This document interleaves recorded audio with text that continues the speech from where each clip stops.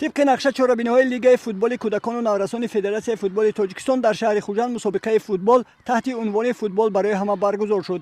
در این چهاربینی ورزشی که با مقصد رشد و عمومیت فوتبال، ترغیب طرز حیات سالم در جامعه و جلب کودکان و نورسان به ورزش راه اندازی شد، 150 نفر کودکان و نورسان ورزش دوست از شهر و ناحیه‌های اشت، بابوجان غفوروف، خوجند، جبار رسولوف و استرافشان اشتراک نمودند.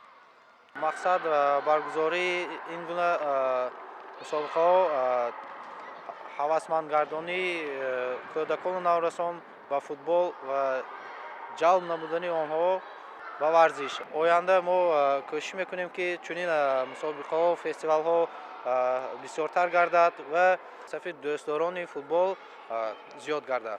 در چهاربینی اساساً مربیان فوتبال به کودکان و نورسان مشق و تمرین، قاعده‌های فوتبال و بازی با توپ را نشان دادند. همچنین اشتراکچیان چهاربینی ورزشی بین همسالان خود سبقت کرده ملکه‌های مهارت خود را سنجیدند.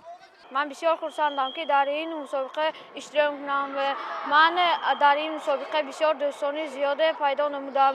رحمت به فدراسیون فوتبال تاجیکستان که امین مسابقه را تشکیل کردن.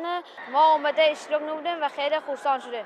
کودکان و نورسان از برگزاری این چهاربینی ورزشی بسیار مسرور و بالیده روح بودند، زیرا همه آنها به نمود فوتبال شوق و رغبتی بی‌اندازه دارند. مورد به ذکر است که سالهای اخیر از طرف فدراسیون فوتبال مملکت برای رشد فوتبال کودکان و نورسان توجه مخصوص ظاهر کرده می شود. منتظم در همه منطقه های کشور فستیوال های فوتبال راه اندازی می شوند و مربیان دسته های فوتبال کودکان و نورسان با لوازمات ورزشی تامین گردانیده می شوند که این برای رشد فوتبال کودکان زمینه مساعد می گذارد. من امروز به اینجا به مسابقه از اشت آمدم.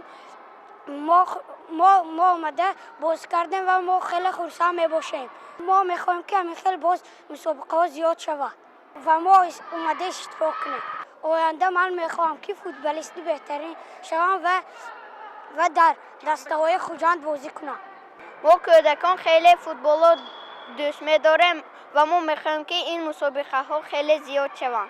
همه اشتراکچیان این چهاربینی ورزشی از طرف نمایندگان فدراسیون فوتبال ولایت سوخت و نمایندگان لیگ فوتبال کودکان و نورسان فدراسیون فوتبال تاجیکستان در ولایت سوخت با مدال ها سرفراز گردانیده شدند. قید کرده شد که برگزاری همین گونه چهاربینی های ورزشی از طرف فدراسیون فوتبال مملکت من بعد نیز به نقشه گرفته شده است.